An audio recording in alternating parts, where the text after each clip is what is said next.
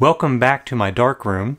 Today we're going to be diving back into a little bit of masking by making some generic dodge masks.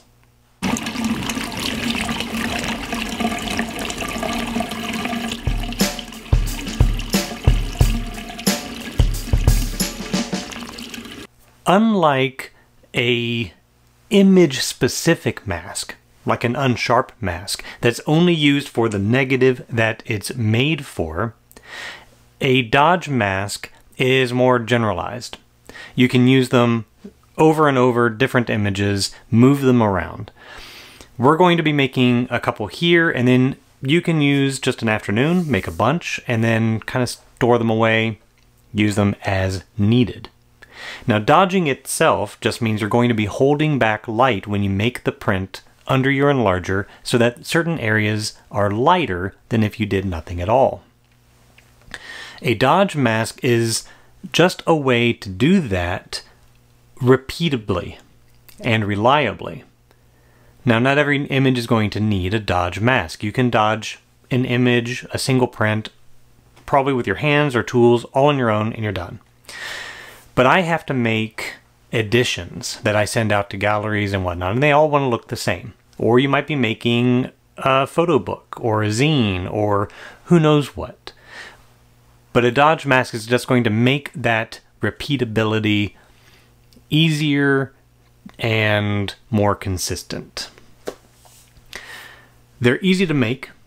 You're just going to use some ortholitho film. I've got the stuff from Ultrafine, but you can use the Arista brand from Freestyle as well. The size of the film that you choose is kind of dependent on what you're going to be using it on. If you're shooting 35mm or medium format, the 4x5 ortho film will be perfectly fine. If you're shooting 4x5, then the 5x7 is probably the smallest that you want to go. 8x10 would give you more room to move around. And then if you're like me and you shoot a lot of 8x10 and you enlarge it, then you may want to get something bigger, 11x14 or so forth, whatever can fit in your enlarger. The technique's pretty simple. You're just going to expose the film under the enlarger, no negative in place, and you're going to be creating different shapes based on kind of what you think you need in your mask library. Some that I'll be making will be more landscape horizon masks, so kind of a soft edge, straight line. Some in the middle, some above, some below, both horizontal, vertical. And that's really what I need them for, more consistently than anything else. But of course you can make ovals, L shapes, S shapes, whatever you need. And then just put them in a box, put them away, bring them out when you need them. So, let's go ahead and get started. What I have set up here is just some trays. I've got Fixer, Stop Bath, Developer. The Developer is just Dektol, and I have it mixed for this film at about 1 part stock to 10 parts water. And I'm going to have a development time of about 3 minutes. So let's move over to the enlarger and I'll show you the setup over there. The main gist of this is pretty straightforward. I've got just a piece of black foam down here just to keep any reflections from bouncing off the table. I've got a piece of black foam that I can use to mask off certain areas as I expose the film. From there, I just have the box of film. So we're going to turn the lights out, and with a red safe light on, we can put our film right under here. This is just shining down like you would make a contact sheet.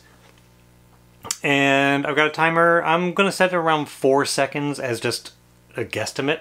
And I got the lens stopped all the way down because it's faster than paper, but slower than camera film. So what amount of time it's going to take, I don't know yet. This is really kind of trial and error. There's no like set time to tell you to expose it for. The goal that I have is to make a set of masks that read on a densitometer of a 0.1 above base fog, 0.2 and a 0.3. That is a third of a stop, 2/3 and a full stop. That way if I use the 0.3 it will dodge my print by a full stop. So half the amount of light coming through the negative. And that should give me a pretty good range. So that's my goal. What I have up here, just under the lens, is just a piece of black craft foam. But I just have it on my little filter tray here. And that's going to create a soft penumbra, a soft edge. Because if I just used a piece of foam like this and laid it on top to expose only half the film, it's going to be a sharp line. I don't want a sharp line. I want a soft line so it blends. So using this piece of foam under the lens will create a softer edge between the clear part of the mask and the exposed part of the mask. So, all right, let's get the red safe light on and get some film out, and we'll see about how this works. Like I said, I want a 0.1, 0.2, and 0.3 density, so what I'm going to do is just expose one for 4 seconds. We're going to process it through, dry it, read it on the densitometer, and see where it is, and then just go from there. We'll tweak it as we need. Nothing too scientific. So, I've tried to do test strips before on this film. It doesn't do very well. It creates inconsistent densities, especially since we're talking about kind of really, really low densities. So, unfortunately, that's not going to work for us. All right, let's get the light out and start exposing some film. All right, we've got the film out, got that 4 seconds, got that stopped down. Sorry, it's gonna be a little loud.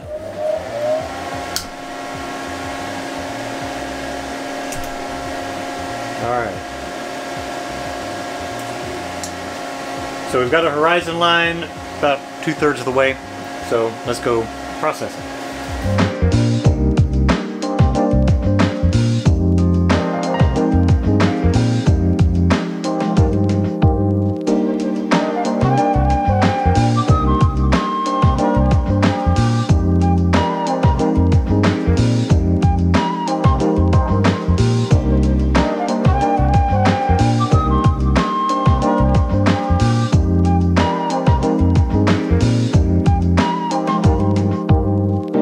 Okay, here we have our first sample, and you can see I do have my soft edge right here. It is a little uneven. It doesn't really show up in the print at all. We're just talking about really kind of the threshold of the film. So it's going to show any sort of coating inconsistencies and whatnot when we're talking about such low densities as this. But let's go ahead and see where we are. My target, again, I'm looking for 0.1, 0.2, or 0.3. So 4 second exposure, let's see where we're at. So let's see the fog level. All right, so base fog, 0.04, 0.03. Let's say 0.03. So let's read in here. 0.19, 0.19, 0.2. Okay, so we're about 1.5, 1.6, something like that. And that is more than a third, less than 2/3, so about half of a stop. And I like that. I use half stops quite often when I print. So we'll go with that. That's a 4 second exposure. I'm going to make another one a little bit lighter to see if we can get closer to that 0.1, and then a little bit darker, see if we can get close to that 0.3. So let's go back in the dark.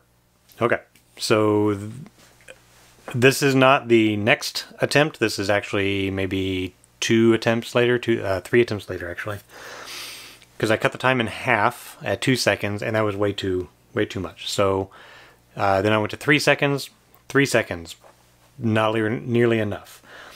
So this is about 3.8 seconds, 3.8 seconds.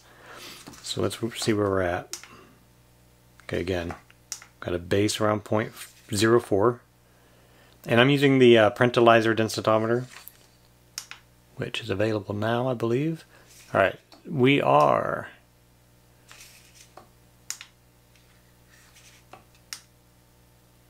Yeah, so we are pretty much about 0.1 above base fog.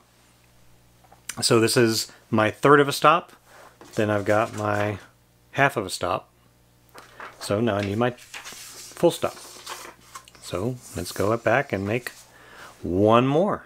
Okay, this was 6 seconds. I'm a little on the dark side I fear. 3. Oh yeah, I'm up at above 0.9. So the 1.0, so that's 1 1/3 stop. So 6 seconds too much. 4 seconds we know where we are, so let's do one at 5 seconds. Okay, here's our 5-second exposure. So let's see, again, base fog, 0.3. So we're at 0.4.